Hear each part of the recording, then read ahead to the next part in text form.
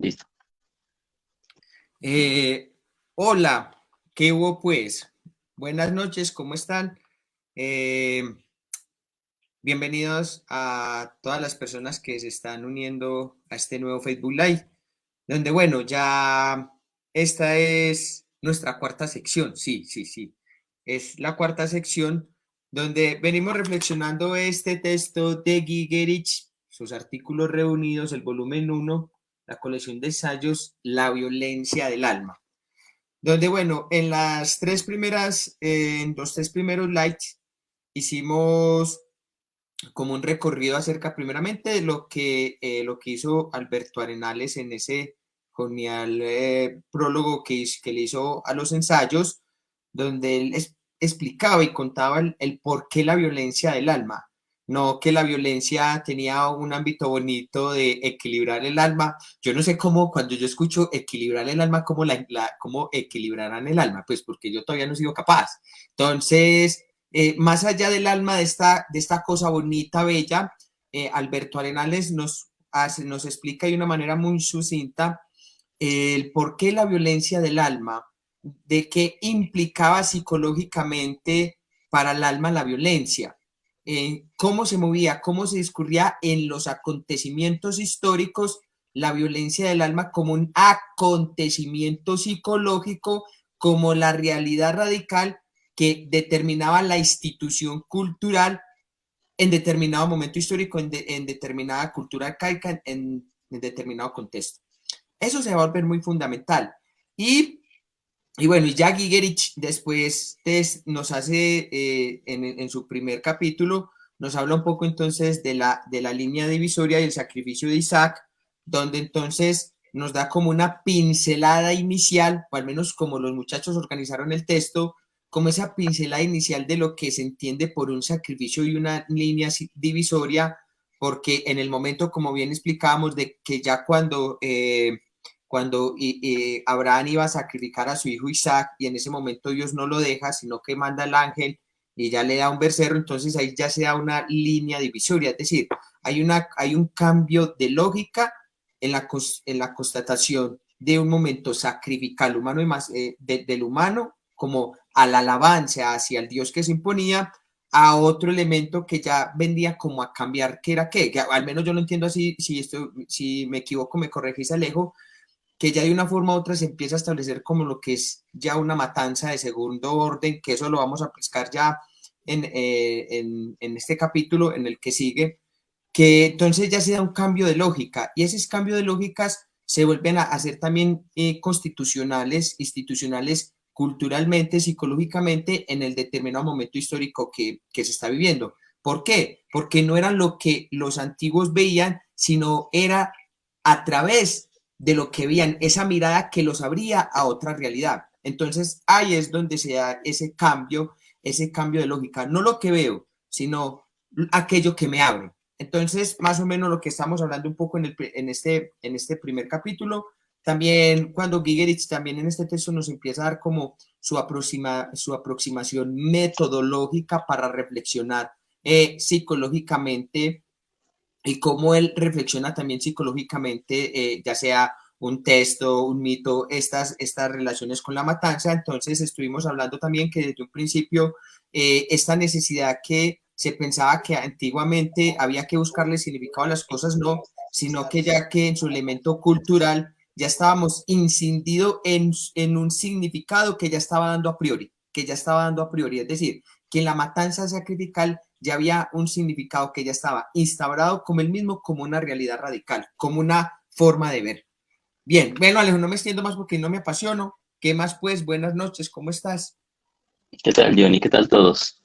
Pues miren, así como nos dice John en esta introducción, eh, el capítulo anterior, que es el sacrificio de Isaac y la línea divisoria de la historia, nos sirvió a nosotros para poder adentrarnos en no solamente en la lógica, en la lógica del estudio de un fenómeno tan particular como es el sacrificio, sino que también nos da las pautas metodológicas, como también lo indicó John, para que podamos nosotros entender cuál es la forma en que nosotros como psicólogos necesitamos abordar un fenómeno cualquiera. ¿sí? No solamente las matanzas, sino cualquier fenómeno en particular puede ser abordado de forma psicológica siempre y cuando se sigan unas ciertas reglas específicas para ello, ¿no?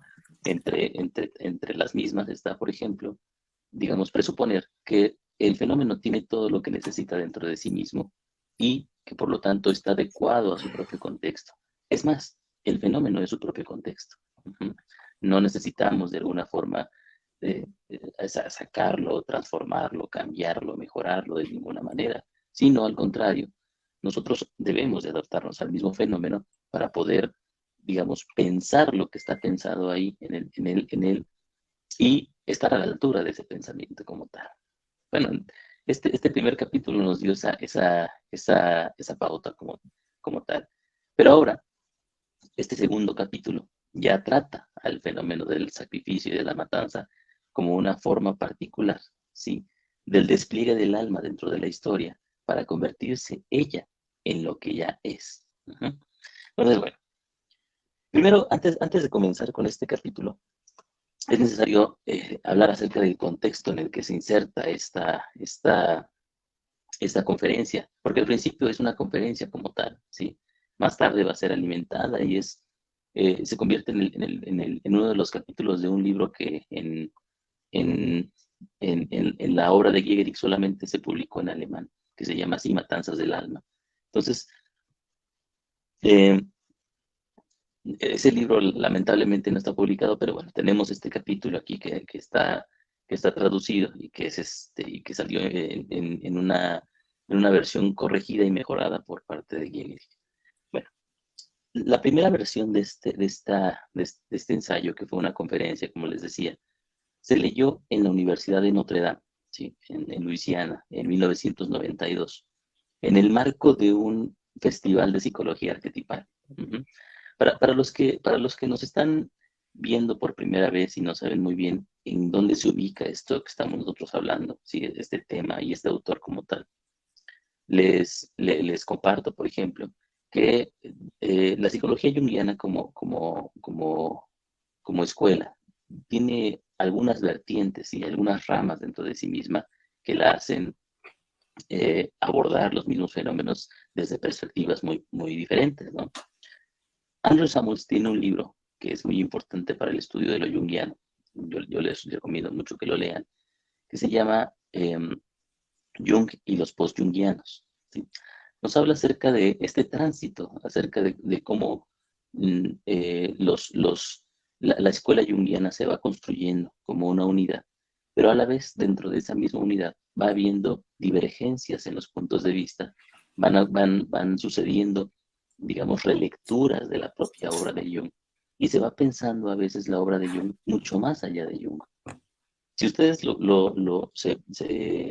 se, se ponen a observar las diferencias entre las lecturas de Jung de sus primeros discípulos. Por ejemplo, estamos hablando de Barbara Hanna, de Marie-Louise von Franz, de Edward Edinger y de Eric Neumann. Hay en sus propias lecturas, ¿sí? Cosas que no se parecen a Jung. Uh-huh. Es decir, por ejemplo, este esquema de Newman acerca de la evolución de la conciencia no aparece en Jung, ¿sí? Y hay noticias de que Jung no estaba totalmente de acuerdo con eso.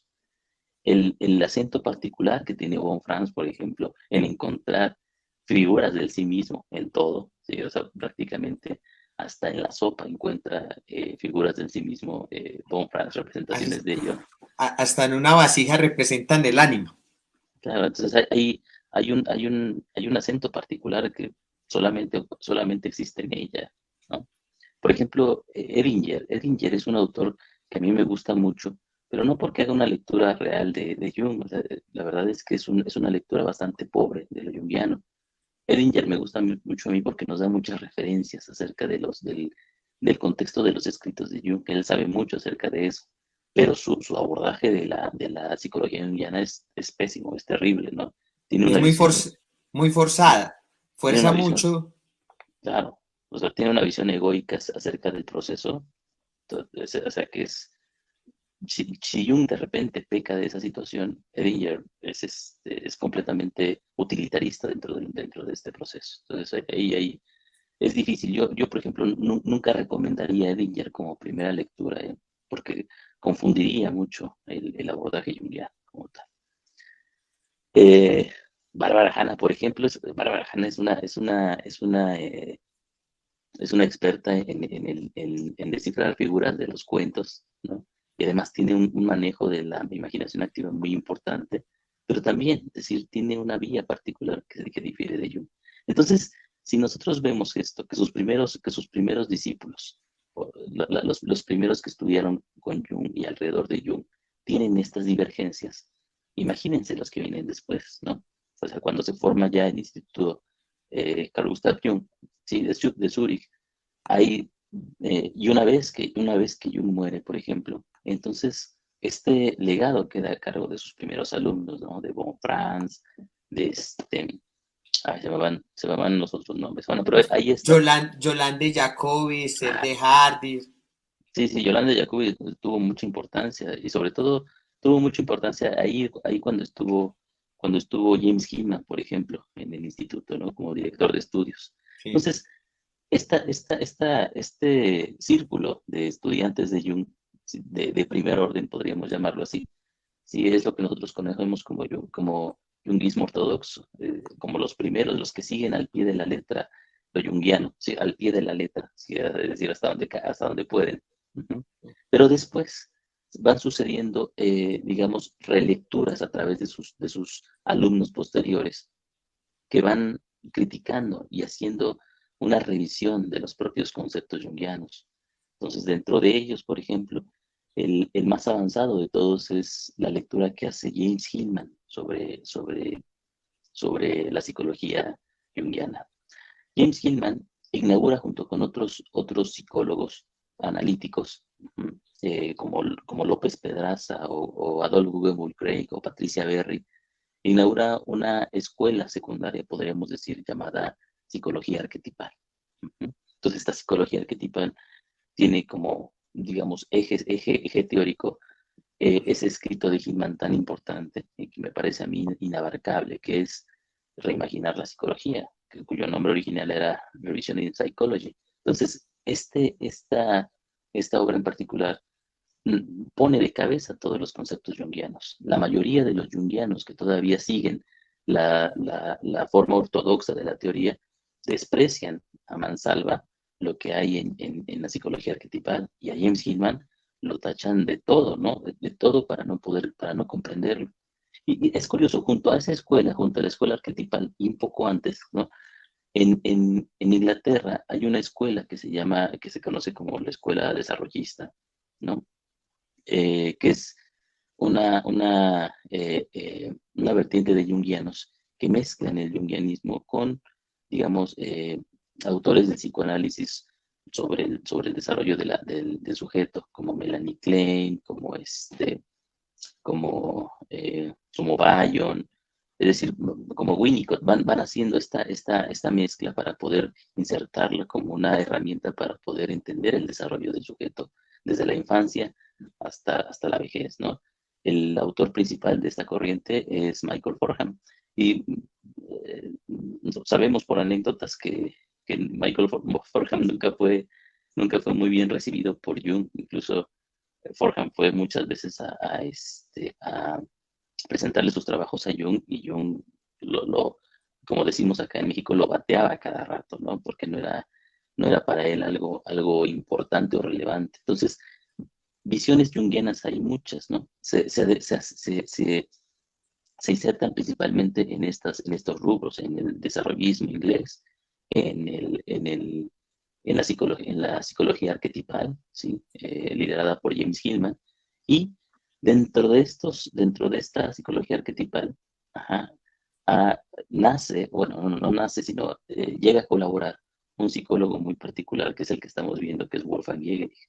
Él irrumpe dentro de la psicología arquetipal y a la vez, y si la psicología arquetipal es una respuesta crítica frente a la psicología junguiana ortodoxa, la psicología de Wolfgang Jägerich es una respuesta crítica a la propia psicología arquetipal, ¿no? Y Jägerich nombra a su propia teoría una psicología como disciplina de la interioridad.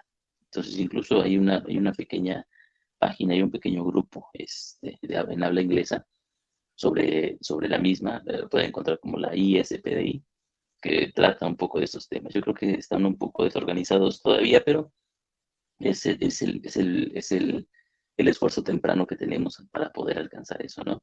En español, pues estamos nosotros y están los está Alevica, por ejemplo, en España y otros tantos que están trabajando sobre esta situación de manera muy constructiva. Entonces, por ejemplo, en Estados Unidos están los de FIASOS, en bueno, y hay un montón de personas que andamos ahí regadas tratando estos temas. Pero bueno, lo que les quería decir y que era importante era precisamente que esta conferencia se inserta en un festival de psicología arquetipal. James Hillman es el polemista por excelencia de la psicología junguiana, ¿no? Él hace afirmaciones y tiene un desarrollo teórico que es espectacular, pero que también pisa muchos callos dentro de la propia teoría. Y entonces, en ese festival que está dedicado precisamente a Hillman en ese punto, Giegerich llega con este ensayo de matanzas, ¿sí?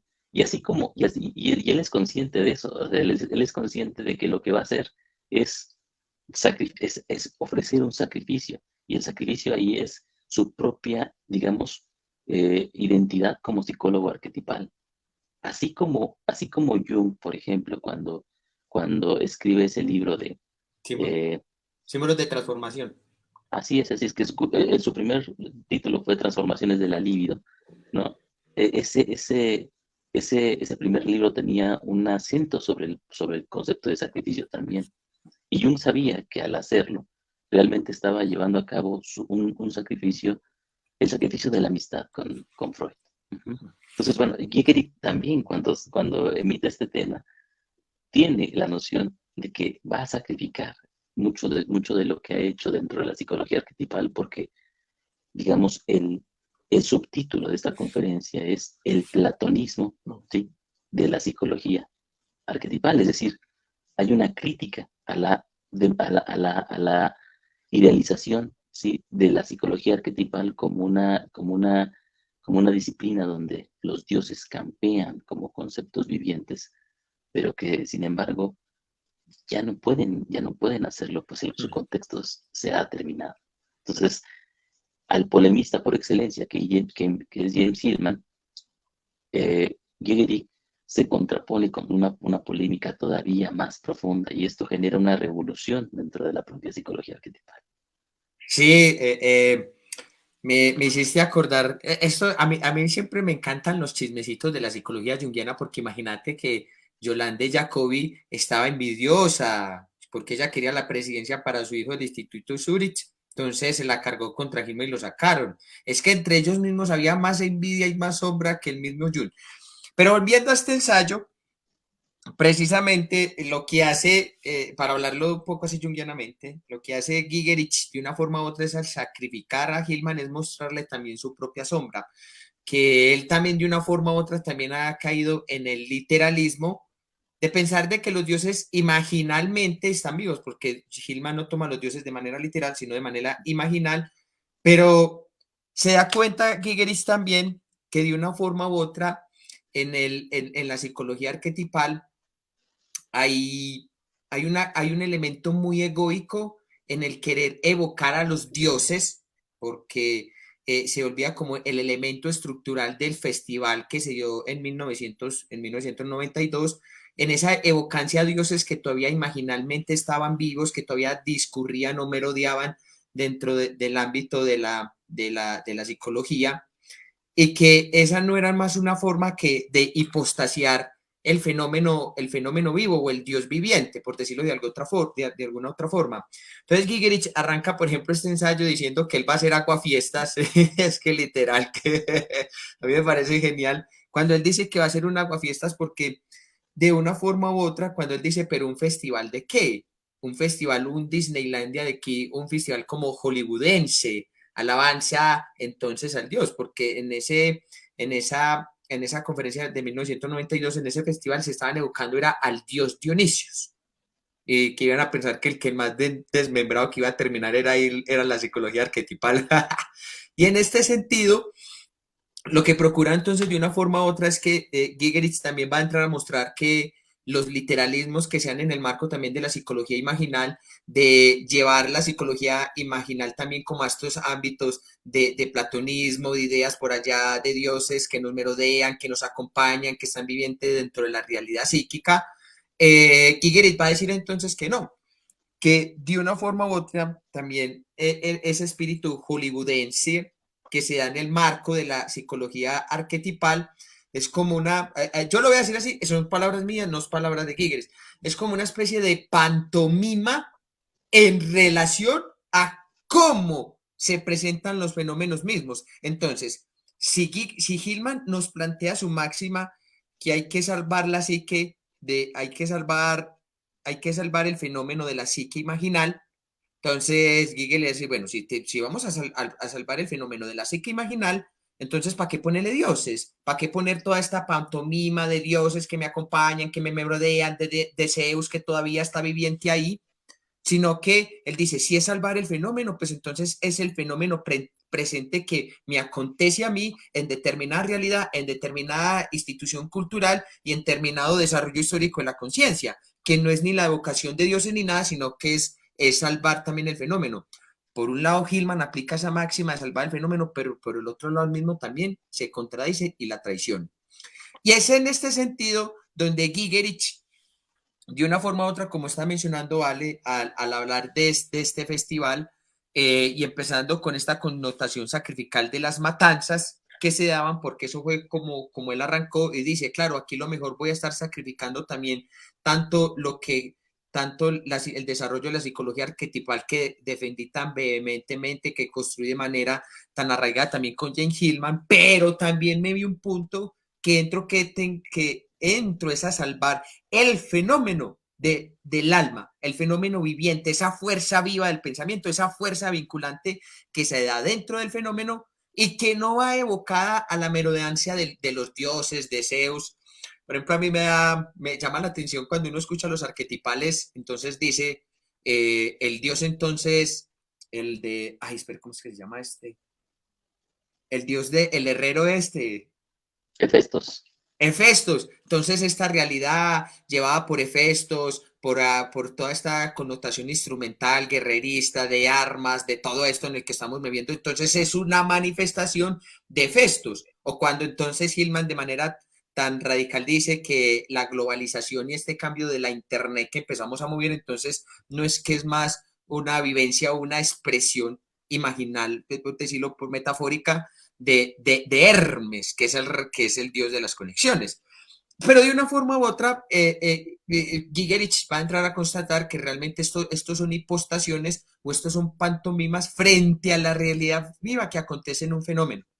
O sea, la realidad viva, la Internet por sí misma se defiende, no necesita de dioses. Salvemos, por ejemplo, al mundo de la comunicación del más media y del desarrollo de lo que implicó la Internet como un fenómeno vivo viviente que entra a abrir, no a ver, sino que ya entra a abrir otra realidad que ya no se estaba en los dioses, porque cuando los dioses estaban vivos presentaban una realidad de ser específica, donde se les sacrificaban dioses, perdón, donde se les sacrificaban animales, donde se les sacrificaban humanos, porque era el acto de sacrificio total más elevado que en medio del sacrificio era donde la divinidad aparecía.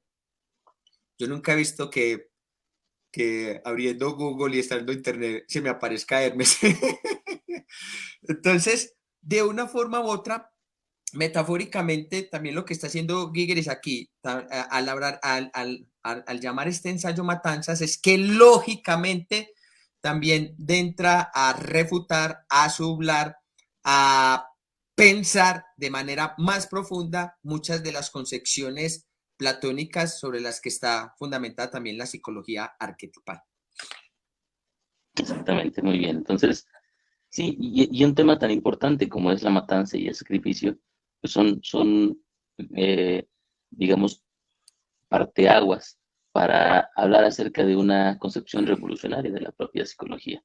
La visión de Gigery, es una visión transgresora, es una visión que, digamos, se adapta a la propia visión del fenómeno, que el fenómeno tiene de sí mismo, y eso va contra las pautas metodológicas de una psicología común y corriente, como la que nosotros estamos criticando.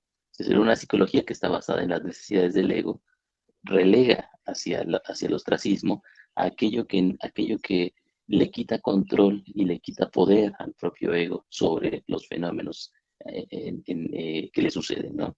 La obra de Gehrig, el abordaje de Gehrig en este sentido, es un abordaje que, digamos, está enfocado en poder estudiar el fenómeno desde sus propias necesidades, desde sus propios objetivos.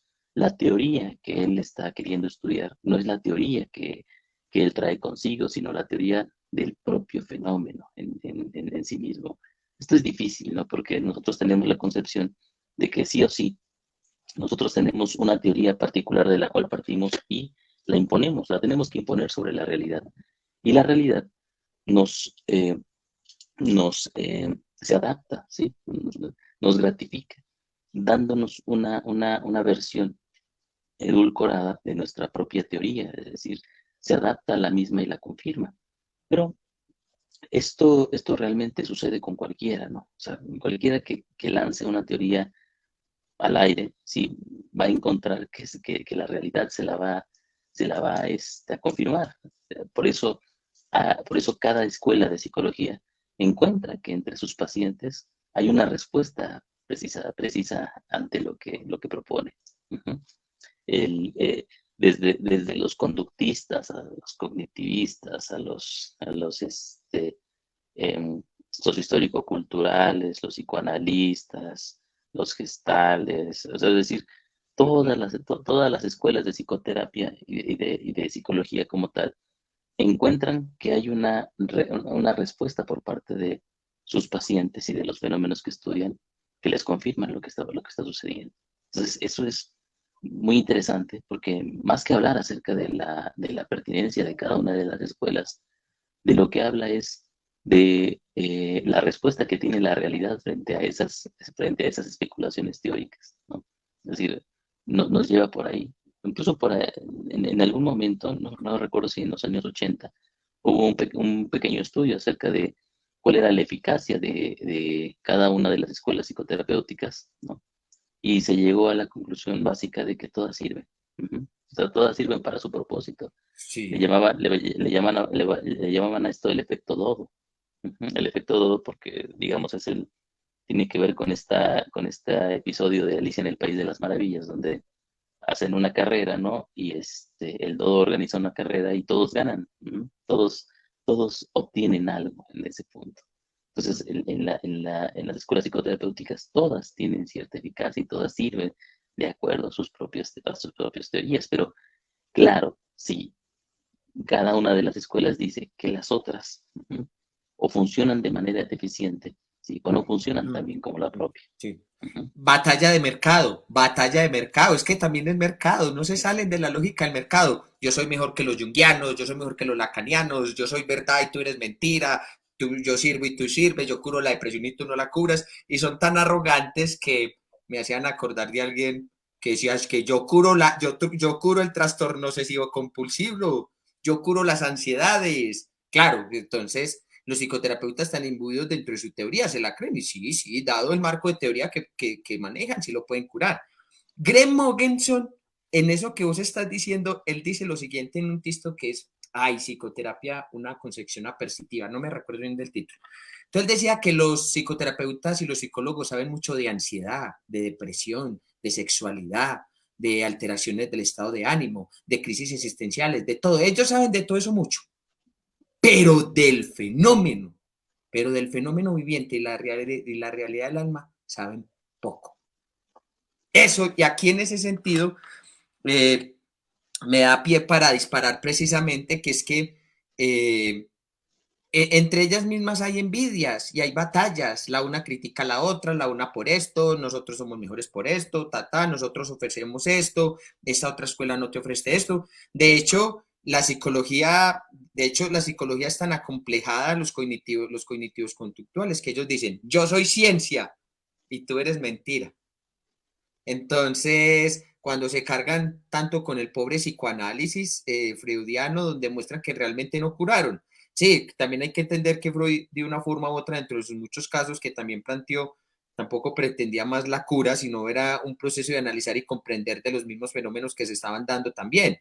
Y entonces, como ellos tienden la pretensión de cura, entonces decimos, el psicoanálisis nunca curó, nunca hizo nada de eso, entonces todo lo que Freud dijo está equivocado, no se podía hacer porque todas de una forma de cura o lo que pretenden que cura, nosotros sí tenemos la verdad, tú no la tienes. Y a lo que siempre viene la cuestión, pero si tú eres verdad y las otras son mentiras, entonces ¿por qué tú no curas a todas? Tú puedes curar a todos. Si tú dices que tú eres verdad y las demás son mentiras, entonces tú solamente deberías curar y podría salvar al mundo de todos sus mares emocionales. O como me hace acordar a alguien que la psicología estaba al servicio para salvar al mundo. Es que imagínate eso. Y yo dije, ¿cómo así? Entonces, todos estos elementos tan sumamente egoicos, personalistas, quitan como ese horizonte porque se quedan en lo que pasa, pero ¿dónde está en lo que acontece? Aquello que realmente abre a una forma de ver el mundo, a una realidad viviente a través de la cual vemos, que no es porque nosotros queramos, se nos impone, y es sobre ese imponer donde nosotros no elegimos, es que realmente empieza lo que es un trabajo a nivel psicológico, que ya hemos hablado de una diferencia psicológica. No, él decía, ¿cómo es que? Es que Nazi decía algo muy bonito que no es, él tiene esta frase de cuando él dice, el trabajo empieza, es dónde está la vida a pesar de ti. ¿Dónde está la vida a pesar de ti? Sí, a pesar de ti está en el desarrollo de las inteligencias artificiales, en los desarrollos económicos, en estos desarrollos de la Internet, en los cuales nos encontramos en este mundo del más media, como llama Peter Sloterdijk. Todo eso se da a pesar de nosotros, pero es ahí donde discurre la vida y eso es lo que nos abre a la vida misma también. Entonces, eso también se vuelve muy importante porque de una forma u otra entonces la psicoterapia están en el mercado y no se pueden salir dentro del mercado y entre ellas mismas compiten, entre ellas mismas compiten, como compiten en la bolsa quién gana y quién pierde, quién es más y quién es menos. Claro, Igual que las claro, empresas. exactamente, igual que las empresas. Porque la psicoterapia en sí misma es una empresa, Hmm. es un producto que se ofrece en el mercado como tal. Pero bueno, eso realmente no tiene nada de malo en particular, sí. Lo curioso es que se quiera omitir esa propia realidad de la misma psicoterapia, ¿no? Que tiene una función peculiar dentro de la vida social en la que se inserta. Pero bueno, esa situación, sí, de las psicoterapias, eh, es un foco de crítica para Gierig, no porque Gierig pretenda que una psicoterapia no puede insertarse dentro del mercado, sino porque, digamos, critica más bien este doble discurso que dice, ¿no? Que lo que hace la psicoterapia es precisamente permitir que el sujeto sea él mismo, pero a la vez lo alinea a las necesidades económico-sociales en las que se encuentra, que no es algo vergonzoso, sino es la realidad que está ocurriendo, pero esta huida hacia lo divino, hacia lo luminoso, hacia las figuras mitológicas y hacia los grandes relatos míticos y toda esa parte con la cual se adorna al sujeto posmoderno. Uh-huh. La función que tienen esencialmente es librarlo de su propio contexto nihilista. Entonces, estamos insertos en el nihilismo y estamos ahí ya en el mundo que se ha separado de los dioses. El mundo se ha desencantado, pero la psicología quiere, o ciertas psicologías, no todas, la psicología junguiana en particular quiere reencantarlo, pero ya no puede, ya no, el contexto en el que ocurría eso desapareció. Y no desapareció porque se haya ido, sino desapareció porque se interiorizó dentro del contexto en el que estamos ahorita. Ajá. O sea, no se volvió parte de- como es que Nasi tenía una imagen que me gustaba mucho a mí también en este sentido, decía, el terrón de azúcar ya se disolvió en el café, ¿no? Y entonces nosotros ya no podemos regresar al terrón de azúcar otra vez a su estado natural, a su estado normal. ahora lo vivimos como parte del sabor, ¿sí? Mezclado de esa bebida que nosotros estamos experimentando como la vida posmoderna en la que nos encontramos. Entonces, bueno, ante eso, el interés de Gierig es mm, llevar a cabo un esfuerzo por proponer una psicología que pueda ser consciente de sus propias particularidades. Y esto él le llama una psicología con alma, que no es otra cosa sino un proyecto que estaba ahí, digamos, en el trabajo de Jung, y que por algunos jungianos, digamos, fue olvidado por esta necesidad utilitarista y pragmática y tecnológica de la propia cultura, pero que en Gehrig se vuelve a hacer otra vez patente. Entonces, el hablar acerca de las matanzas ya no va a ser un elemento, por ejemplo, que solamente exista ahí en la abstracción, ¿no? Como un símbolo, como un símbolo de lo que el sujeto mata de sí mismo y todas las situaciones, no. Para Gehrig, las matanzas van a ser algo que ocurrió realmente en el alma, ¿sí? Y que ocurrió en el alma, pero que también tuvo su correlato y su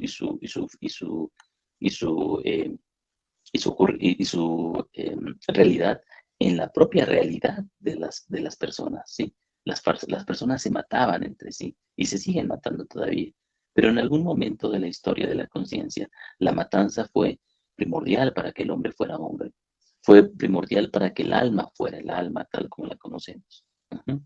Entonces, ahí, como bien decía John, hay una división entre dos tipos de matanzas. Para Gehrig hay unas matanzas de primer orden y hay unas matanzas de segundo orden. Las matanzas de primer orden están erigidas como una necesidad de la propia alma. Alma, conciencia, en ese sentido son sinónimos, eh, por, digamos, abrir una línea divisoria en sí misma, un claro que le permita impulsarse hacia una nueva dimensión de sí mismo. Ujú.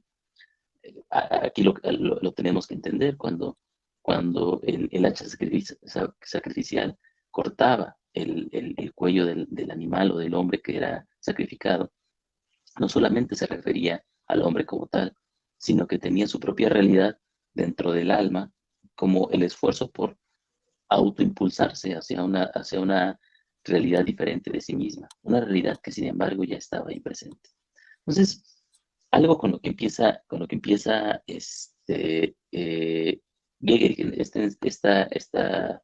este ensayo, es con el hecho de que la matanza, ¿sí?, en la historia humana fue totalmente importante, ¿sí? Fue realmente importante. La matanza sacrificial y la caza, ¿sí?, ritual son dos actividades puramente humanas que no existen como tales dentro del reino animal. Ujú. A pesar de que la caza puede existir en otras especies, la caza está, digamos, prefigurada por las propias, por la propia base instintiva de la biología de cada una de las especies. Sin embargo, cuando nosotros observamos la, la, la anatomía del ser humano, por ejemplo, sabemos nosotros que ninguno de nosotros está dotado para la caza. Ujú. Si nosotros no tenemos garras, no tenemos colmillos, es decir, nuestra propia estructura corporal es una estructura que no nos permite y que no nos permitiría cazar como tal. Ujú. No tenemos no tenemos los elementos corporales instintivos para poder hacer eso. No está en nuestra naturaleza cazar. En la antigüedad, ¿sí?, en la época paleolítica, por ejemplo, la mayor parte de la alimentación de un grupo se llevaba a cabo a través de la recolección. La gente hubiera podido muy bien seguir, digamos, viviendo cómodamente en ese entonces a base de la recolección. De ahí hubieran podido obtener todos los nutrientes que necesitaban y todas las necesidades hubieran estado saldadas bajo esa misma actividad. La recolección y posteriormente la agricultura fueron actividades que saciaban la necesidad de los sujetos. La caza, por ejemplo, solamente eh, mm, mm, proporcionaba un 20% de la dieta de los grupos los grupos nómadas antiguos. O sea, no era importante realmente para la comida. Entonces, si nosotros no estamos hechos naturalmente para la caza y la caza no cumple una función de supervivencia para la especie como tal, ¿por qué? ¿Por qué existe la caza? Y además, digamos, algo que nos dice Giger es, del 95 al 99% de la historia humana está precedida por la caza ritual y posteriormente por por los ritos sacrificiales. Ajá. Entonces, ¿qué sucede? ¿Qué sucede ahí dentro de la historia? Que la matanza es algo tan importante ritualmente, ¿no? Es la primera actividad religiosa como tal, la matanza. La religión no nace con los querubines y los angelitos buenos alrededor de nosotros. La religión nace con el derramamiento de la sangre del sacrificado, ¿no? Que pudiera ser un animal, un hombre o un niño. No es importante, ¿sí? Lo que importaba era el corte del hacha sobre el cuello del sacrificio y el derramamiento de la sangre. Hay algo muy hermoso en eso dice en el momento del golpe del hacha es cuando nace el Dios. Cuando se hace presente su divinidad. Es en ese sentido, me hiciste acordar de algo que hay una película, es de humor porque se llama Es que año uno. Entonces, precisamente es que la casa era algo institucional, era algo cultural dentro de esa tribu, porque la casa no era solamente el acto de, ir de cazar por cazar, sino que la casa era como esa consecución de poder sacrificar y ofrecer el animal al altar y hacer ese festival, porque era toda una fiesta, todo un acontecimiento que se daba en función de ese sacrificio animal o del sacrificio del humano para que la divinidad se hiciera presente. Entonces, es decir, eran ebrios de festividad, pero no era porque ellos los elegían, sino que era como ese acto sagrado sobre el cual aparecía Dios. De hecho, de hecho me hace dar un poco de risa porque es que la misma lógica sobre la que se establecen los sacerdocios ahora en día han cambiado. Anteriormente, el sacerdote que sacrificaba era, no importa si es un ser humano o una niña, hay que sacrificarlo para que Dios se haga presente entre nosotros. El mismo sacerdote, desde las antiguas tribus egipcias, los sacerdotes tampoco que implican en la antigua Grecia, tenían dentro de ellos sí mismo que poder sacrificar era un acto constitutivo. Y a ellos no le importaba si no le ponían moral. Ay, es que es bueno matar un animalito, un ser humano. No, sino que se daba dentro de ese acto sacrificial del derramamiento de la sangre, del desbremiamiento de las presas del animal, donde el Dios hacía su presencia en medio de toda esa embriaguez que se daba en función de él, porque era un acontecimiento y lo más particular era que es que no lo elegían porque era un acto repetitivo que ellos hacían constantemente de estarle sacrificando a Dios. Entonces, la casa en función de que el Dios siempre haga beneficio en mi presencia, la casa con tal de tener que ponerle algo al altar, poder sacrificarlo y poder estar al tanto de lo que requiere ese festival que en ese momento implicaba una matanza. Entonces, de una forma u otra, el texto también tiene algo muy particular, una crítica que le hace a Walter Otto. Si leíste esa crítica cuando entonces Otto dice que los dioses están vivos, que Zeus todavía le hacía, era la presencia viva, que entonces el Carl Hirrian le decía, bueno, y Zeus todavía está presente. Sí, le rezas a Zeus, sí. Y le sacrificas a Zeus los toros para que él haga su presencia. Y con esa pregunta, ¡pa! Eso fue un sablazo. A lo que nosotros le podíamos decir a los yugianos, bueno, cuando tú le rezas a Afrodita, sí le estás sacrificando a Afrodita lo que le tienes que sacrificar, o a Zeus lo que le tienes que sacrificar, o hundirte en los mares profundos de Poseidón y dejarte ahogar en él. Sacrificarte hacia los mares de Poseidón, no, ya no hacemos nada de eso. Porque entonces creer en esa fantasía, que esa crítica que principalmente le hace Gigeris también a la psicología arquetipal, es que nosotros veneramos a dioses muertos pensando que están vivos cuando en realidad estamos metidos en otros contextos también a nivel histórico. Entonces, en el momento actual, nosotros pensamos que le estamos sacrificando algo a los dioses o esto que tenemos en el altar. No es así, porque a diferencia de lo que pensaba Hillman, que las matanzas antiguas eran de maneras metafóricas, no las tomemos literales, Giger va a decir, sí, claro, las matanzas ocurrieron de manera literal porque era el alma aconteciéndose ahí como una realidad radical, dicho de otra forma, que está en el Coso Ducho, en un testico que dice Giger Isaí, el alma se mata a sí misma a fin de ser.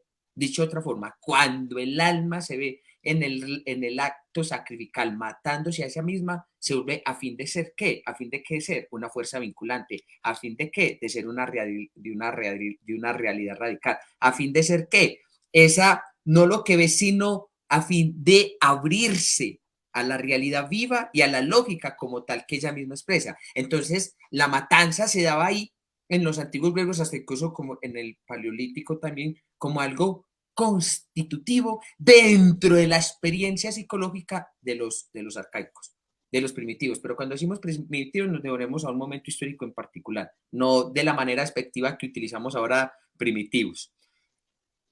Claro, claro, claro. Sí, entonces, ahí, por ejemplo, nos damos cuenta entonces que el acto sacrificial y la caza ritual no eran situaciones que estuvieran ya prefijadas por nuestra propia biología, sino que eran elementos contranaturales, ¿no? Que se contraponían a la propia naturaleza. Y es que ahí, por ejemplo, nosotros podemos entender que lo que constituye la cultura es no otra cosa, sino la contraposición a lo natural. Y esta contraposición a lo natural no, no surge como algo aledaño a lo natural, sino como la negación propia de la naturaleza. Ujú. Cuando nosotros hablamos del concepto de negación, ya lo habíamos dicho en algún otro momento, cuando hablamos del concepto de negación, de lo que estamos hablando es de esta, digamos, de esta necesidad de los propios fenómenos de poder hacer emerger de sí mismos a través del conflicto una dimensión completamente diferente de sí. Ujú. Vamos, muy sencillamente, ya lo habíamos dicho, ¿no? Cuando el niño es niño, no es otra cosa más que niño. Pero cuando, por ejemplo, se convierte en un adulto, entonces la niñez ha sido negada. Ujú. El adulto no es otra cosa sino la negación de la niñez. Entonces el niño permanece en el adulto, pero no permanece como un niño literal o como un niño interior, como nos lo dicen algunas escuelas psicoterapéuticas, ¿no? Sí, Sino, por ahí tengo sino, el libro. sino como una realidad propia de la propia constitución del adulto. Ujú. El niño es la curiosidad, el niño es la espontaneidad, el niño es la apertura, que siguen existiendo como ese elemento creativo que está en la visión del adulto del mundo en sí mismo, pero que ya no existen como un niño literal. Ujú. El niño fue un niño literal en algún momento, pero ya no lo es. Ya ahora es la idea de un niño.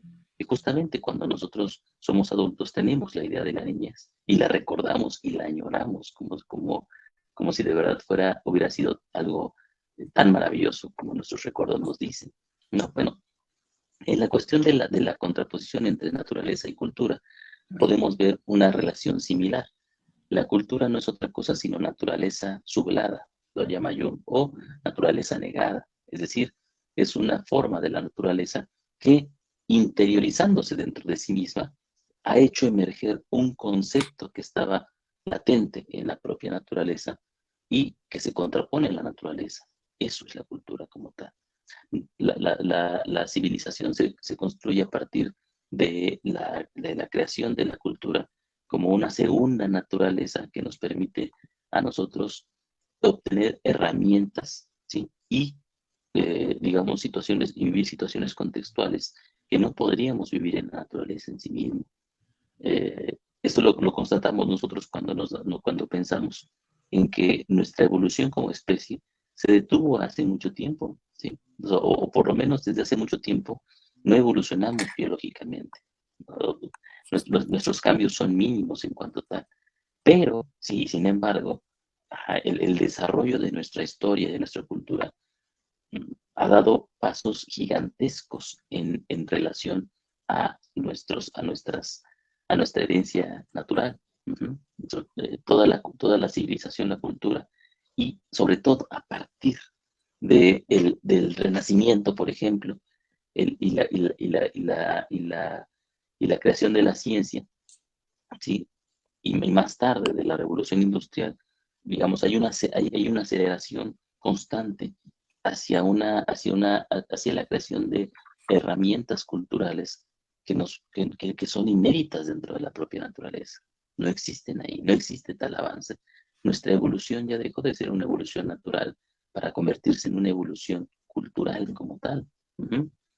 Hay una película muy interesante que me gusta mucho, basada en un relato de un escritor norteamericano que se llama Ted Chiang. Ujú. Entonces, Ted Chiang tiene un libro que se llama La historia de tu vida. Ujú. Y dentro de ese libro hay un relato que se llama, creo que sí, La historia de tu vida. Se llama el mismo relato. Entonces, la película se nombró como La llegada, ujú, o La venida. Entonces, trata acerca de unos seres extraterrestres que llegan al planeta Tierra y entonces una lingüista es encargada de crear o de formar las herramientas para poder comunicarnos con esos extraterrestres. Y entonces la lingüista pues obviamente va a hacer, o sea, hace despliega todo su repertorio para poder tratar de entender cómo es que estos extraterrestres se comunicaban y los extraterrestres a su vez le van enseñando su propio lenguaje, su propia lengua escrita. Ujú. Ah, esa película no se llama Como Extranjero, que la suben a ella por un tubo y se va y se comunica con los extraterrestres. Exactamente. Ah, ya sé cuál es, sí, pero no me acuerdo cómo se llama. Entonces, la llegada le pusieron. Ah, eso, perdón, sí, sí. Entonces, ¿cómo se llama? Los extraterrestres le van enseñando su escritura. Y resulta que mientras ella la va descifrando, se va dando cuenta de que su escritura tiene una particularidad que no tiene nuestro propio lenguaje, que es una, es una rotura o una falta de límites temporales. El pensamiento mediado por el lenguaje en estos seres puede adelantarse y retrasarse en la propia temporalidad. Es decir, los límites que para nosotros son tan fijos a través de nuestra propia lengua, acerca del tiempo, perdón, en el lenguaje de ellos no existe. Y entonces, mientras ella va atendiendo esta situación, su percepción también del mundo y del tiempo va transformándose. Entonces, yo creo que en algún momento necesitamos comprender esa situación, que nuestras propias limitaciones no están, perdón, nuestro propio crecimiento y evolución quizás no está ni en lo natural, ¿sí? Ni siquiera solamente en lo tecnológico, sino precisamente en la percepción del mundo que tenemos, en la concepción de nosotros mismos y de la realidad en la que nosotros nos encontramos. Esto lo podemos ver en un sinfín de películas de ciencia ficción, pero yo creo que es algo todavía muy inexplorado dentro de la psicología, ¿no? El poder entender que, digamos, no los límites de nuestra conciencia, sino la propia estructura de cómo la conciencia ha ido evolucionando y se va construyendo a sí misma a partir de una relación consigo que, digamos, en el concepto, por ejemplo, de Gehrig sobre la matanza, implica la transformación de la propia conciencia en una nueva dimensión de sí misma, inédita, pero que sin embargo ya estaba presente ahí. Ahorita vamos a ver más acerca de eso. Sí, en ese caso lo que hace la conciencia a través del acto sacrificial es que la conciencia se vuelve explícita para ella misma. El alma se vuelve explícita para ella misma. Es decir, en ese momento es que se vuelve concepto. Cuando nosotros hablamos de concepto, nos hablamos como esa realidad a través de la que se instaura y que implica toda una forma de ver. Porque como hemos hablado, en el concepto está sintetizado todo. Lenguaje, imagen, conciencia, todo es lo mismo. Todo está sintetizado ahí, negado y superado en el concepto.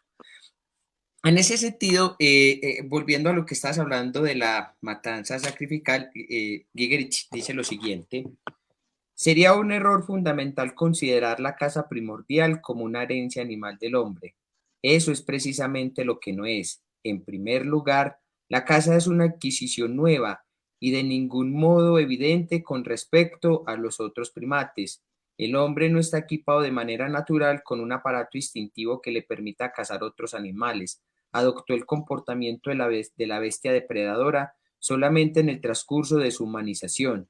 Para él este comportamiento es algo artificial, algo que requiere tremendos esfuerzos antinaturales para vencer los temores e inhibiciones naturales característicos de la especie.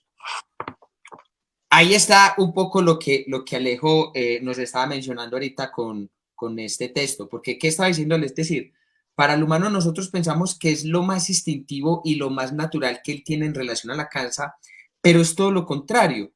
Para él implica un esfuerzo y unas estratagemas artificiales que no son naturales, sino que son contra natura, que le implican a él la caza. Pero la caza para él en ese momento, que no es que lo haga por el mero hecho instintivo de ir a cazar esto, sino que implicaba toda una lógica recursiva de tanto poder sacrificarle al Dios el sacrificio o la caza misma, pero la caza también como una forma a través de la cual sacrificio también le doy el sacrificio al Dios, pero a través de la cual también me alimento, pero cuya noción inicial es como tal también el acto de la caza como un acto de también sacrificar hacia Dios. ¿Por qué? Implica algo, Ale, que a mí me ha llamado mucho la atención y es el hecho de que mientras que el animal se deja llevar por el acto instintivo de la caza para poder alimentarse, en este caso el primitivo dentro de su cosa contra natura se ve es empujado por la lógica sobre la cual está fundamentado.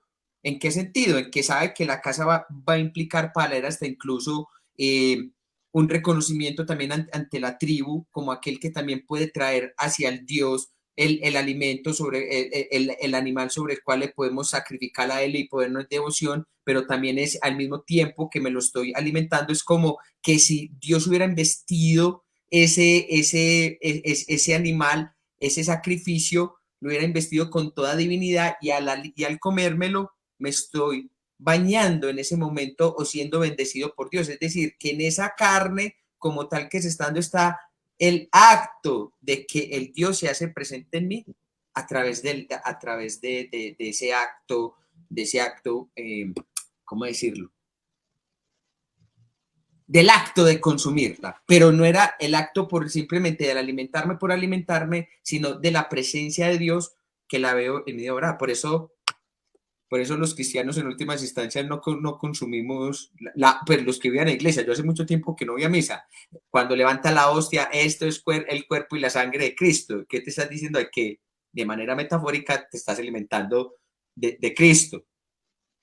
Lo que hacía en la antigua era que no, aquí no se da de manera metafórica o simbólica, aquí era que de manera literal, cuando se comía también en el acto sacrificial de la casa de lo que ponían en el altar para hacia el Dios, también era la forma en la que ellos también se veían bendecidos en Dios cuando consumían las partes de los animales. Y hasta incluso el canibalismo, porque las cosas cuando también se comían la parte propia de los humanos también era acto propio de esa misma experiencia ritualística sagrada que también se le daban.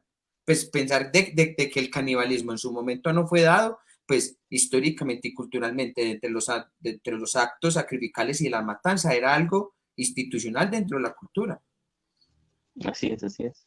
Sí, sí, entonces nosotros ya lo habíamos dicho en las primeras sesiones. Nosotros necesitamos entender que esto de lo que estamos hablando es un fenómeno que ocurrió en la realidad, que estuvo ahí y que realmente llevó a cabo matanzas reales como tal. O sea, no fueron metafóricas, ni simbólicas, ni una representación religiosa y todo eso, fueron matanzas reales. Porque en algún momento de la propia historia de la conciencia, el acto y su significado no estaban separados, sino al contrario, eran uno mismo. Entonces, cuando el cazador lanzaba su lanza, ¿sí? O su flecha hacia el animal cazado, uh-huh, lo que lanzaba esa flecha no era no era solamente un instrumento para matar, sino también era una forma de vincularse con el otro, ¿sí? Una forma de vincularse con el animal muerto. y una forma de vincularse precisamente en tanto que un animal que ha sido, que es el puente hacia lo inframundano, hacia la muerte como tal. Entonces, en la lanza del cazador estaba su yo.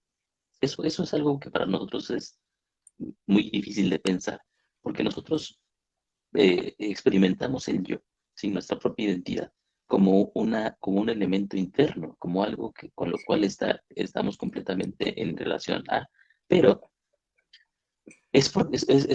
por mera costumbre y por ilusión, ¿eh? Es decir, Sí. porque nuestro yo es muy lábil todavía, es decir, nosotros cuando dormimos olvidamos la relación con el yo y en diferentes momentos suceden cosas que nos hacen eh, preguntarnos quiénes éramos cuando estábamos haciendo eso, ¿no? Por Cuando se ejemplo, está borracho. cuando estamos ebrios, por ejemplo, la estructura de nuestro yo se ve mermada de tal manera que empezamos a actuar de forma diferente a como lo haríamos normalmente. Pero no solamente ahí, bajo el influjo de las emociones o de las emociones demasiado estridentes, también cambiamos de personalidad. Cuando nosotros estamos enojados, por ejemplo, empezamos a decir cosas que de forma normal no diríamos. Entonces, eso lo racionalizamos cuando decimos, no era yo el que estaba hablando. Ujú. Incluso hay situaciones muy interesantes, ¿no? Apenas acá en mi país, yo creo que todos hemos visto noticias de ese tipo, ¿no? Hubo un caso muy, muy interesante en donde una mujer común y corriente, es decir, una madre cualquiera, un día eso pasó hace una semana, me parece, estaba preparando a sus hijos para que fueran a la escuela, un hijo de 12 años y un hijo de 13 años, y entonces algo pasó, ¿sí? Que ella entró en un estado de euforia por el enojo tan, tan tremendo que golpeó a uno de ellos, ¿sí? El cual se hizo el muerto, y al otro lo ahorcó. Ujú. Entonces lo ahorcó y lo mató. Una madre común y corriente. Y entonces se llevó el cadáver de su hijo a la habitación, y en la habitación ella se suicidó. Ujú. El niño sobreviviente que se hizo el muerto, pues llamó a la policía, llamó a la familia y vieron esta situación tan, tan terrible que sucedió ahí. Pero nosotros nos preguntaríamos en ese sentido, ¿no? ¿Cuánto, o sea, es decir, esta mujer en una situación normal, o bien, claramente, sí, no hubiera hecho esto. Y nosotros pensaríamos que solamente alguien muy perturbado, ¿sí? Alguien que tuviera un trauma terrible o una patología inexpresable, podría llevar a cabo un acto como este. Pero lo más probable es que esta mujer hubiera sido una mujer común y corriente, que en un momento y que en otra cultura, ¿sí? Hubieran podido decir que, digamos, un Dios se presentó en su vida y lo obligó a hacer esto, ¿no? Nosotros, por ejemplo, vemos esta situación. Cuando yo veía esto, pensaba en el mito de Medea, ¿no? Medea es una sacerdotisa de Dionisos. Y entonces, entre muchos de sus actos, implicaba la euforia, ¿sí? Y el acto de matar, ¿sí? Y de matar bebés, en ese sentido. Entonces, eso que en las culturas antiguas era algo tan conocido, en las nuestras sigue sucediendo todavía. Ujú. Hay un, hay un pequeño texto de Borges que a mí me gusta mucho, como todo lo de Borges, realmente. Borges no tiene desperdicio, Raro que no lo hubieran mencionado todavía. creo, que se llama, que se llama La Lotería de Babilonia, ¿no? Entonces, en la Lotería de Babilonia se cuenta la historia de una ciudad en donde todo es azar, en donde hay un juego de azar omnipotente que va volviéndose cada vez más complejo y más interesante. Obviamente es una analogía de la incertidumbre y de la existencia azarosa en la que vivimos todos nosotros. Pero hay un momento interesante porque ellos dice, por ejemplo, el, el- el- el narrador del cuento, que llega el momento donde, es decir, la lotería es tan omnipresente que ya no se sabe realmente cuáles son las órdenes de la propia lotería, ¿no? Cuáles son órdenes y cuáles no. Y entonces dice, a veces hay una imagen, ¿no? Dice, el hombre que en la noche se levanta y mata a su esposa, ¿cómo saben? ¿Cómo no sabe, cómo sabe que no está realmente cumpliendo una orden de la propia lotería? Ujú. Entonces, la lotería se convierte en la relación que tiene el hombre con lo divino, el hombre con los dioses, con una realidad que no le pertenece. Ahí es donde podemos ver, ¿sí? En estos casos, en el del hombre matando a su esposa, en el de la madre matando a su hijo, ¿no? Y en el de Medea, destrozando a su propio hijo también. Vemos que la preeminencia del ego, ¿sí? De esta figura que a nosotros nos hace sentir como idénticos a nosotros mismos, es bastante lábil realmente y se difumina de esta Sí, manera. Entonces, cuando Jägerich pone este ejemplo acerca de, nos dice que el cazador tenía en su lanza su yo, ¿sí? Y una vez que el animal era muerto, la sangre era derramada en las vasijas, ¿sí? En la vasija era donde la mujer tenía su yo. Ujú. Nos damos cuenta entonces que nuestra relación, nuestra estructura psíquica ha ido transformándose y afianzándose.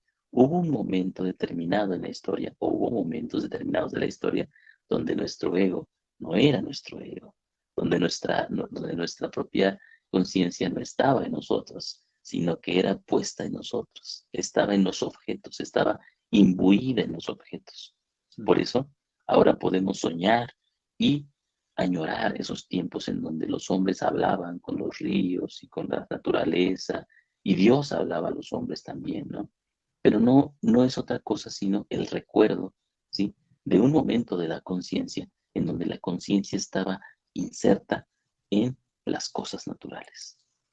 de- eh, me hiciste acordar lo de la lotería. A mí que no me haya tocado una lotería de esas, hermano. Muy berraco.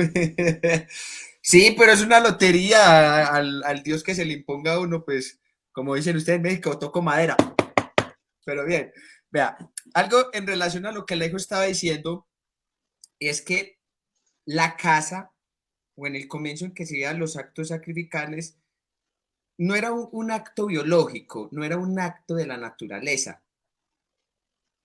era un acto de la institución cultural, psicológica y de la mente de ese momento histórico. ¿Por qué?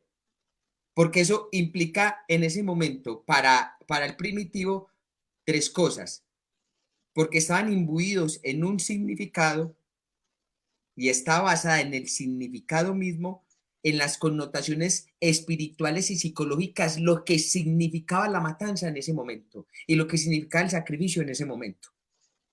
Entonces, cuando a mí me da risa cuando egoicamente van a hacer ritos, el rito por allá de tal cosa, el rito de tal cosa, y yo cuando uno decía, hombre, si en el fondo supieran lo que es hacer un rito al mismo tiempo significa un sacrificio. Entonces, a mí me llama la atención cuando, mentiras que yo bien enamorado, es que vamos a hacer el rito de amor esto, y yo hágale de una, pero uno enamorado pues, pero el rito para el antiguo, lo que era el rito sacrificial, implicaba en él que, como bien está diciendo, él estaba imbuido dentro de ese significado y dentro de ese yo absoluto propio de esa experiencia que le acontecía, porque se daba en tres momentos, se daba en tres momentos que era al mismo tiempo psicológico, espiritual y imbuido dentro del mismo significado. Es decir, él no tenía que buscar ningún significado ni nada, sino que él ya mismo sabía que estaba dentro de ese significado que le acontecía y que operaba a través de él, porque a través de ese significado era que había una contemplación de la realidad viviente, de los actos sacrificales que le correspondían solamente a él. Hombre, yo no apenas en la ilusión cuando dices que yo tal cosa y no, hombre, el yo, como bien decir, sigue siendo algo falaz, difumen, débil, y prueba de ello es que todavía se impone la patología. Todavía decimos, es que yo no quise hacer esto, yo no quise matar tal cosa, yo no sabía que yo era así. Entonces todavía sigue siendo algo muy falaz y muy difuminado, que solamente se fundamenta, como decía Gilles Deleuze, se fundamenta entre un seducir y un gustar. En eso está un yo. pero que de una forma u otra eso también se va difuminando frente a lo que se le impone, frente a una realidad tecnológica, a la realidad tecnológica, a la empresa que está surgiendo en relación a los desarrollos de la inteligencia artificial, el mercado. Pues si, no, si a mí me van a decir que en el mundo contemporáneo como tal, psicológicamente no nos estamos viendo afectados por las dinámicas propias del mercado, entre una oferta y una demanda y un recalentamiento que implica para nosotros también una forma de concebir la realidad donde la misma conciencia va demandando de sí misma, la misma conciencia también va ofertando sobre donde se encuentra, que realmente nosotros nos movemos a partir de eso, mirando precisamente cómo se va moviendo la realidad entre consecuciones de oferta y demanda y sobre también a través de las cuales yo también vivo y opero. Y estamos ahí, querramos o no. Entonces, volviendo otra vez a la connotación propia del acto mismo sacrificial, se volvía también en eso. Y dígame si cuando nosotros no recibimos dinero solo nos da mucha paz, tranquilidad, nos da paz, nos da tranquilidad, regocijo espiritual, lleno de significado. El dinero mismo. Y dígame si no. Y qué tenemos que sacrificar para obtener el Dios? 20, 60 horas de trabajo a la semana. Otros para obtener al Dios matan, violan, ven. Entonces, fíjense que hasta incluso de una forma u otra, y también porque en esa función del dinero también está eso espiritual, sagrado, eso psicológico y ese acontecimiento propio del significado mismo.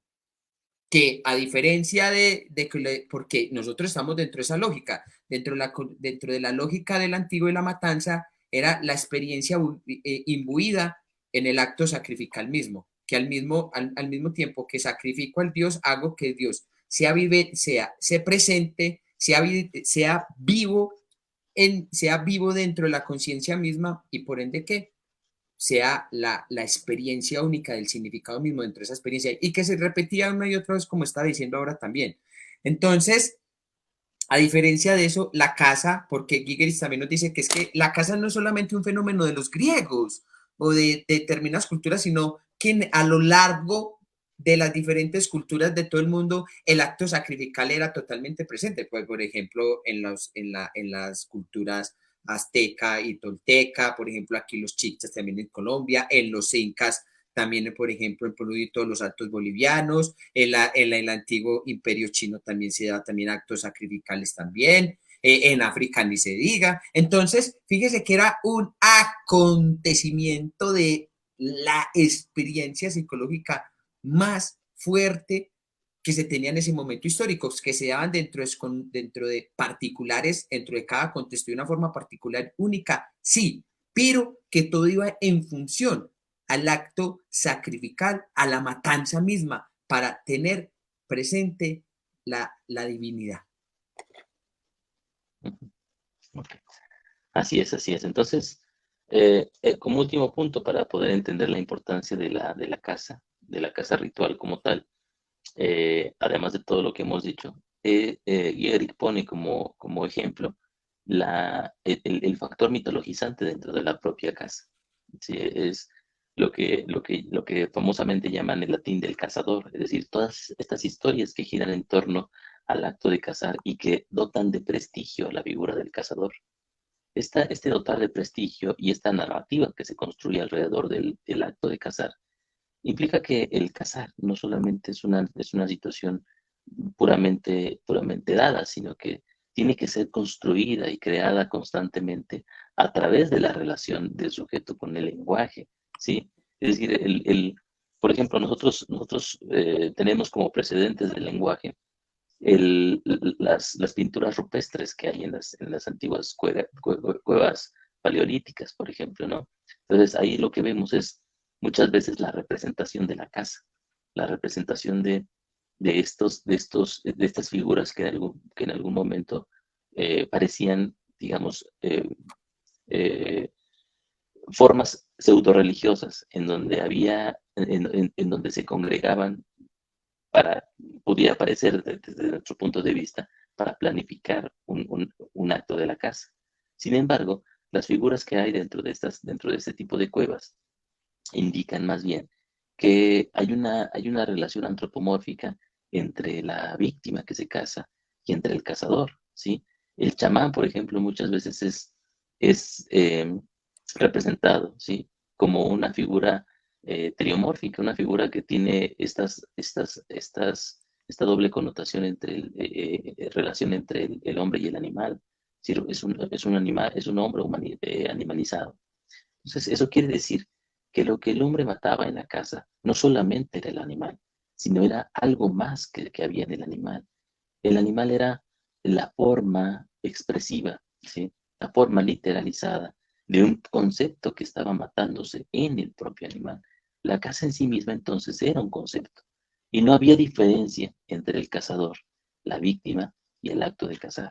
La muerte era ese, digamos, ese gancho que unía estos tres elementos y los hacía, digamos, yacer en una misma lógica particular, que era no otra cosa, sino esta necesidad propia del alma de poder abrir un claro dentro de su lógica para poder desembarazarse de su relación con lo natural. Hablamos, ya habíamos dicho nosotros, de, eh, de cómo, por ejemplo, el alma en un momento se encuentra imbuida dentro de la propia naturaleza, está en los objetos, no está en el hombre. Tienen que pasar cosas como la matanza para que el hombre pueda experimentar al alma como suya, ¿sí? Es decir, como para sentirse identificado con este proceso lógico que está ahí, ¿sí? Y que en algún momento se encuentra fuera de. Todavía Jung en algún momento dijo que la mayor parte del alma se encuentra fuera de la persona. Ujú. Y esto es cierto. Y en algún momento fue más cierto que nunca, en donde la mayor parte de la experiencia de la propia conciencia no estaba en nosotros, sino que estaba en el mundo como tal. ¿Sí? El proceso de la matanza implicó que la propia conciencia se va haciendo concreta, se va concretizando en sí y se va interiorizando primero en la figura del hombre como un receptáculo donde ella va desarrollando sus propias características. Bueno, esta narrativa creada a partir de la casa primordial y más tarde de los ritos sacrificiales va a ser lo que va a dar la pauta para ese mito que nosotros conocemos y que nos es tan importante en el mundo junguiano, que es el mito del héroe. ¿Sí? El mito del héroe siempre es un mito fundacional, un mito que crea la civilización. Y entonces, podemos entender entonces ahora que el mito del héroe no es sino una representación del primer cazador, ¿sí? Sí. Del primer sacrificador, ¿sí? Y de la muerte del animal para crear el universo. Por ejemplo, si nosotros hablamos de los ritos antiguos, ¿no? Yo me acuerdo del mito, de este mito persa de la muerte de Tiamat, ¿no? No recuerdo cómo se llamaba el héroe que la mata, ¿sí? Es del dios Pero, Mardu. Atiamala Mada es el dios Mardu. sí, sí, ¿verdad? Entonces, él mata al dragón Tiamat, ¿sí? Que es la gran madre en ese sentido, en el sentido junguiano, y de sus huesos y con su piel construye el mundo y el universo, o sea, crea el piso en donde estamos y además el contenimiento de nosotros mismos, ¿sí? Es decir, esta situación que puede parecer metafórica realmente no fue metafórica. Realmente hubo alguien que mató a este gran dragón, o sea, que lo mató en el sentido de que creó la realidad. La realidad del alma se creó a partir de actos de matanza eh, consecutivos alrededor de millones de años que estuvieron ocurriendo ahí constantemente y que dieron pie a la creación de la cultura como tal y de la civilización en la que vivimos. Nuestro mundo, podríamos decir, nació de la matanza de esos animales, de esas personas, de esos niños que en algún momento fueron el, el, el, el, los cimientos, ¿sí? de la realidad tal como la vivimos ahora. Entonces, en este punto, ¿sí? Nosotros debemos de entender que el acto de matar, ¿sí? No solamente es un acto, digamos, eh, puramente literal, sino en sí mismo es un acto psicológico. Primeramente es un acto psicológico y ese acto de matar ya está inserto en la propia lógica de la conciencia en ese momento. Necesita el acto de matar para poder hacer emerger esta concepción, digamos, subyacente, ¿sí? Y hacerla y poder ponerse frente a ella de tal manera que se convierta ahora en el contexto en el cual el alma yace. Es que es dialéctico. En el mismo acto sacrificial de la matanza era también una afirmación de la matanza vuelta en la vida misma. Al mismo tiempo, cuando estoy matando, estoy reafirmando también la concepción propia de la vida misma. ¿En qué sentido? Que era lo que está diciendo Ale, cuando yo estoy haciendo el acto sacrificial de cuando se hacía en el animal o en el niño, al mismo tiempo estoy reafirmando la vida misma en el acto sacrificial. Dicho de otra manera, la realidad en la que estamos vivos, se hace implícita el proceso de la conciencia en ese acto sacrificial, es decir, sea ese acto de la consecución del alma misma puesta ahí en ese proceso. Entonces, no es que, por ejemplo, cuando estaba hablando, Ale, de este texto se llama el Enuma Elis, cuando precisamente que el jungianismo va a decir que ese es el surgimiento del patriarcado,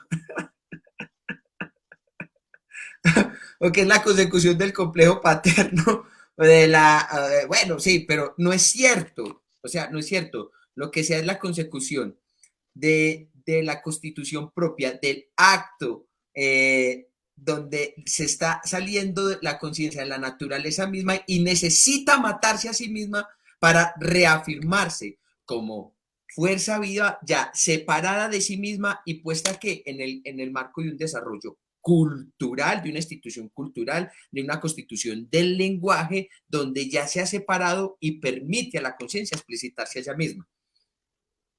Entonces esa es muy diferencia cuando el jungiano dice que es el sufrimiento del complejo del arquetipo paterno. Eso no es cierto. Porque se vuelve constitución a un elemento propio de las instancias de la conciencia misma en ese momento. Y lleva también a otro punto muy importante que sea en la consecución del acto sacrificial, que cuando el cazador también mataba, también estaba liberando el espíritu del animal. Porque ellos no mataban simplemente por matar, al mismo tiempo que lo mataba en carne y todo eso, al mismo tiempo lo están reafirmando en el espíritu viviente del animal mismo.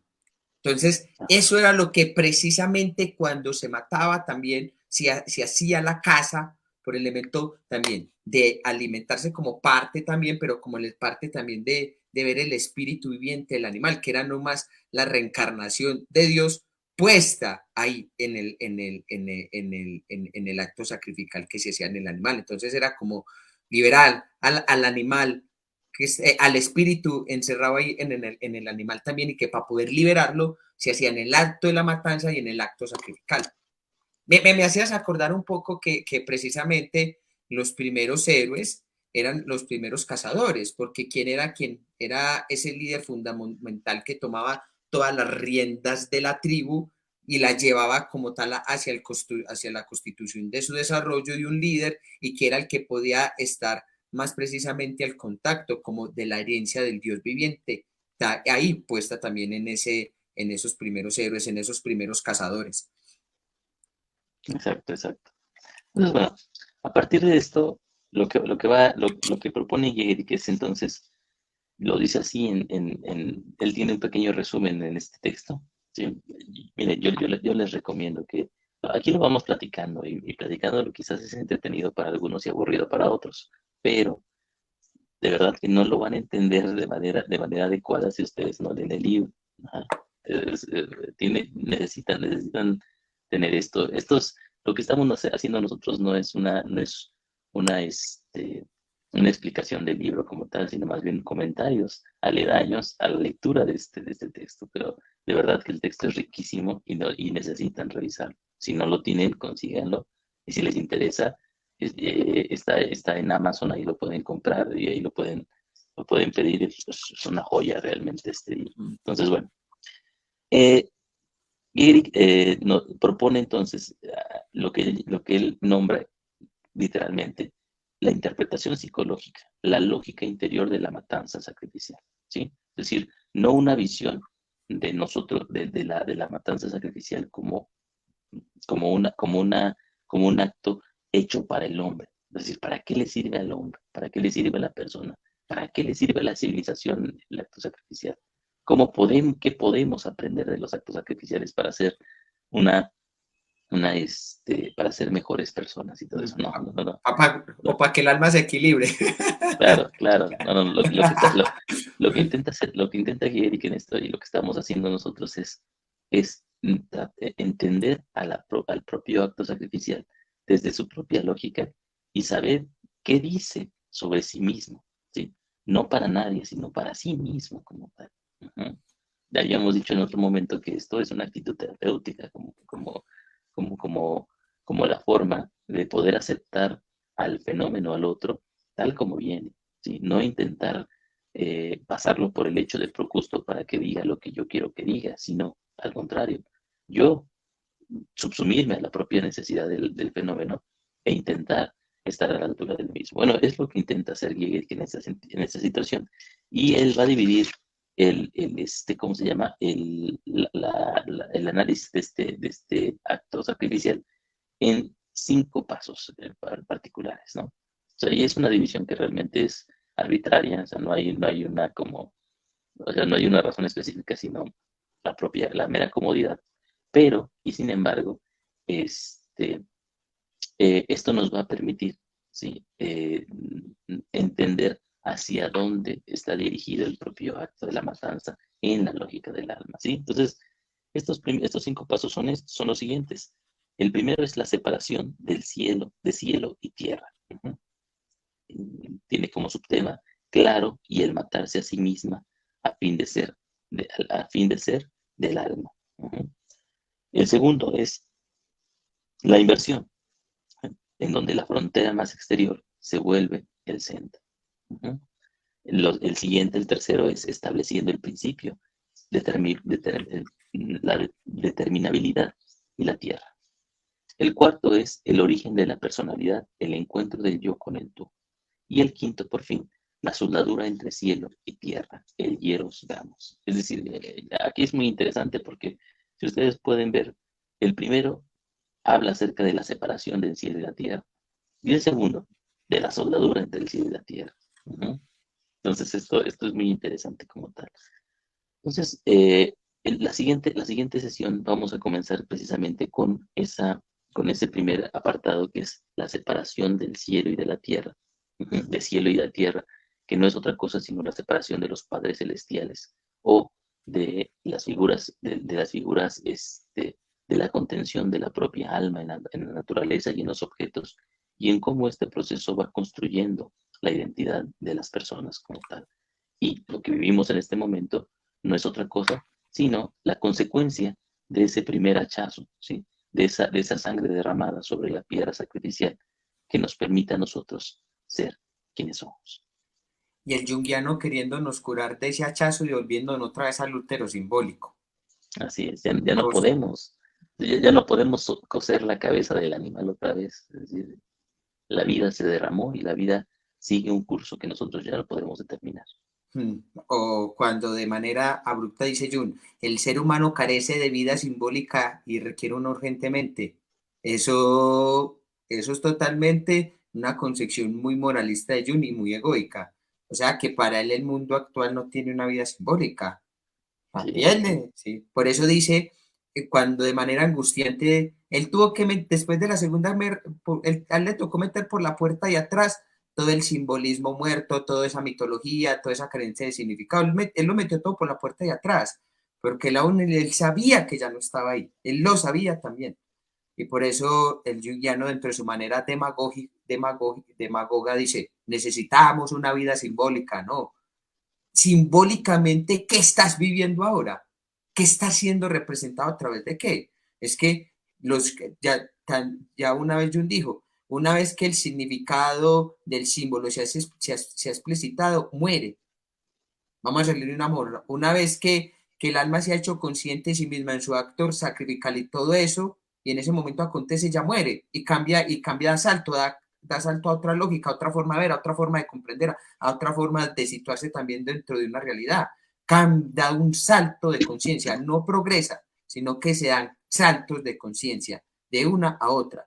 Y no es que los símbolos que mueren en una cultura, sí, claro, pero en la que va siendo constitutiva, en esa misma en esa misma institución cultural van emergiendo otros símbolos. Por ejemplo, en la actualidad podríamos hablarlo así, por ejemplo, el simbolismo que está instaurados ahora, representados en todos estos marcos de la inteligencia artificial, del dinero, del mercado, el mundo de más media.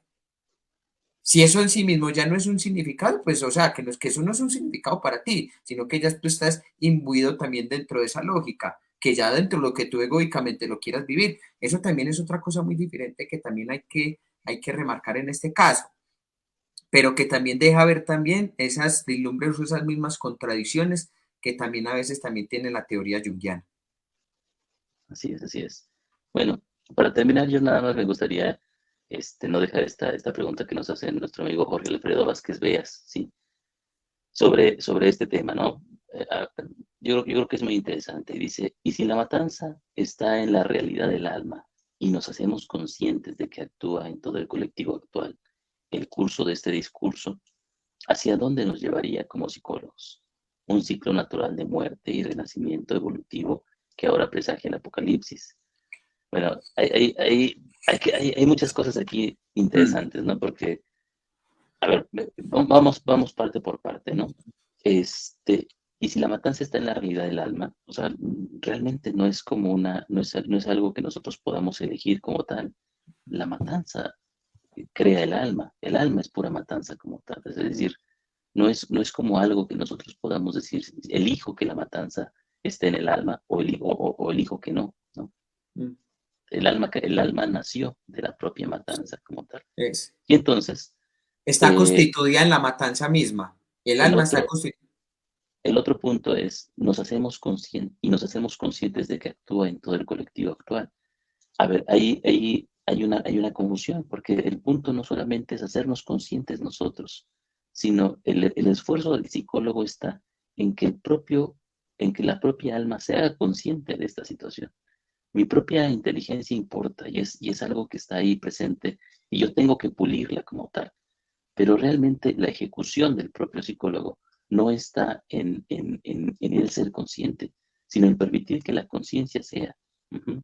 Es Mm, decir, por ejemplo, si cuando nosotros somos músicos, ¿no? O sea, yo voy a hablar como un lego de la música, porque de música yo nada más la que escucho en Spotify, ¿no? La francesa, la francesa. Pero me imagino yo, porque toda actividad creativa tiene esta misma lógica.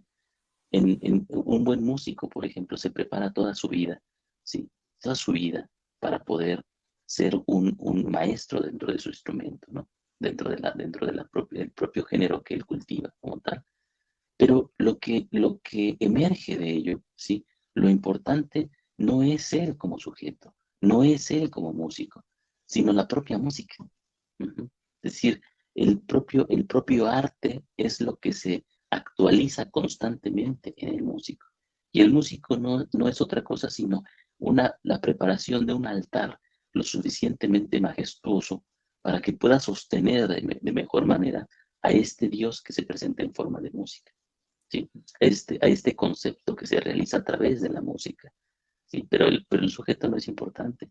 Entonces, no es que nosotros tengamos que ser conscientes, es que nuestro poder atender estos elementos, ¿sí? Está dirigido hacia que el propio fenómeno se haga consciente de sí mismo. Ujú. Ese es nuestro propio arte como psicoterapeutas, no otra cosa más que la realización de la propia conciencia ante sí misma, ¿sí? El fenómeno llega a casa a la conciencia, pero no a mi conciencia, no a mi conciencia como persona, sino la conciencia de sí mismo. Y nosotros vamos siguiéndolo, ¿sí? Por eso nosotros no llegamos a ningún lado realmente, ¿sí? No es que haya una meta final para nosotros y podamos llegar ahí, sino que al contrario, somos continuamente llevados y a veces a traspiés por el propio fenómeno que va dirigiéndose a sí mismo. El que tiene que llegar a casa es el fenómeno, no yo. Ujú. O sea, Sí, yo dejo el fenómeno ahí en su casa y me lanzo otra vez a la aventura en ese sentido. Mi vida nunca termina. Así como la humanidad no tiene una finalidad en sí misma. O sea, no hay una finalidad en la humanidad. No estamos dirigidos hacia algo determinado allá en el futuro que nos diga hacia dónde vamos a llegar. Mi vida individual tampoco tiene una finalidad. Es decir, tampoco está dirigida hacia un lugar determinado. Vivo en el presente, vivo en lo que vivo. Ujú. Vivo en lo que está sucediendo en este momento. Entonces, el, el, una de las ilusiones de las que se tiene que librar el psicoterapeuta, por ejemplo, es de la ilusión de objetivo, ¿sí? La ilusión de finalidad, incluso dentro del propio proceso psicológico, porque la finalidad es todo momento presente, ¿sí? No es un momento allá afuera en el futuro, sino es un momento aquí, en el hoy, ¿sí? En la situación que se me presenta. El objeto, el fenómeno es ya su propia finalidad, no tiene una finalidad, es su finalidad como tal. Esto es algo que podemos aprender de la situación del ritual sacrificial. Decíamos que el ritual sacrificial es su propio significado, ¿sí? Entonces, hay que tener cuidado con estas situaciones porque a veces, digamos, nosotros, yo creo que de repente es abrumador pensar en estas situaciones, en, bueno, si la situación de la matanza ocurre, si esta situación es así, ¿no? Es decir, ¿a dónde nos lleva? Yo creo que hablamos de repente desde el propio temor hacia estos mismos conceptos, Mm. ¿sí? Por nuestra propia posición moral, ¿no? Creemos que, creemos que moralmente esto no debería ocurrir ahí, que no debería estar presente.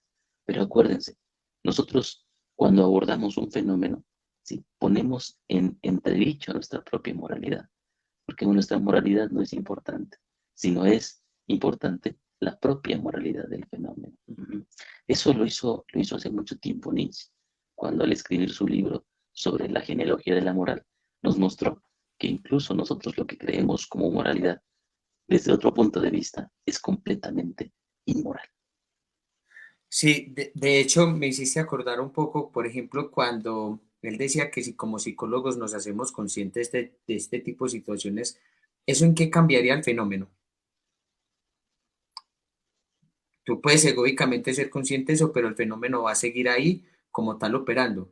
Y tú sigues estando dentro de él. Lo que pasa es que el psicólogo tiene la ilusión de pensar que está como por encima de la vida o que puede comprender la vida más allá de lo que está instaurado, pero todo el tiempo lo que hace si no es especular, moralizar, intentar de pensar de que sabe o cómo puede que la vida sea mejor. Lo que pasa es que el psicólogo no se da cuenta que también opera dentro de una precariedad predictiva absurdamente exagerada y muy oscura y muy titánica. Entonces, mientras que con la psicología de Gigerich, aquí cuando estábamos hablamos es la calidad y la mismidad de cada fenómeno, en cada momento, en cada instante, en sus propios términos, en su propia forma de expresarse, más allá de lo que yo quiera. Pues a mí no me gustaría, a mí no me gusta la inflación, a mí no me gusta verme sin plata, sin muchas cosas egoicamente en el bolsillo, pero acontece, ¿a quién le gusta que la inflación esté pasando y que todo el mundo cada vez seamos más pobres? ¿O a quién le gusta que la dinámica del mercado esté así? ¿O a quién le gusta que la inteligencia artificial esté ahí? No, no, eso está a pesar de ti. Tú eres consciente de ella, ¿la puedes cambiar? No, no la puedes cambiar, porque son Claro, fenómenos que se empiezan a ser constitutivos dentro de sí mismo. Si cada país quisiera mover el mercado, entre comillas, a pesar de las manipulaciones que hace, aún así no lo puede hacer. El mercado sigue con su curso, sigue en las mismas dinámicas que se van moviendo también. Y aún así, ni siquiera Estados Unidos, dentro de todo su poder, ha podido controlar la inflación o un montón de cosas que se están viendo así. No, no lo puede hacer, porque se van dando también dentro de sí mismo, dentro de un propio desarrollo. Entonces, el pensar de que como psicólogos podremos predecir el apocalipsis, lo que pasa es que el psicólogo es un paranoico ansioso por naturaleza. Y perdóname, pues si esto le duele a más de uno, pero es un paranoico ansioso por naturaleza, porque intenta decir el mundo está mal porque la gente no se autoconoce, el mundo está mal porque le hace falta que haga psicoterapia, el mundo está mal porque por una cosa, por la contaminación, por una infinidad de cosas, pero es no más que el psicólogo proyectando su paranoia constantemente sobre una realidad que, como decías, que nace, que ni entiende, ni que se la fuma y que piensa que está mal que de una vez, como diría, una vez que tú comprendes en la realidad en la que estás, la dejas de criticar. Una vez que la comprendes, la aprendes a dejar en paz. Pero como tantas veces ha dicho Alejo, el psicólogo tiene la necesidad de estar tratando a la realidad como una puta y no digamos del psicoterapeuta. así es, así es. Yo creo que una pauta metodológica de todo psicoterapeuta tendría que ser aquella máxima de Hegel, de que el ave de Minerva siempre vuela al atardecer, ¿sí? Que no es otra cosa sino la constatación de que nosotros cuando llegamos al fenómeno, llegamos tarde, siempre llegamos tarde, ¿sí? Y nosotros, por lo tanto, no podemos saber hacia dónde va. Y ni siquiera es nuestro deber saber hacia dónde va. Lo que nosotros tenemos que entender es dónde estuvo, ¿sí? Con mis pacientes, por ejemplo, o sea, yo la primera indicación de mi marco terapéutico es, yo no sé hacia dónde tienes que ir, ¿no? Es decir, yo no sé ni siquiera lo que tienes que hacer. Yo parto de la idea de que lo que tú tienes que hacer, ya lo hiciste, ya estás en donde tienes que estar. Entonces, lo que vamos a hacer es intentar entender, ¿sí? Cómo llegaste a donde ya estás. Y eso yo creo que es bastante urgente, bastante interesante y además nos, nos obliga a despojarnos de la ilusión de predictibilidad, ¿sí? De que podemos saber las cosas cómo van a suceder. No sabemos las cosas cómo van a suceder, solamente sabemos cómo han sucedido. Y eso es más que suficiente. Sí. Muy bien, yo pues le dejamos ahí entonces porque ya es tarde. Nos vemos el próximo martes a la misma hora. Bueno, muchísimas gracias a todos por habernos acompañado en este Facebook Live. Nos vemos dentro de 8 días. Que estén muy bien. Muchas gracias. Cuídense mucho, hasta luego.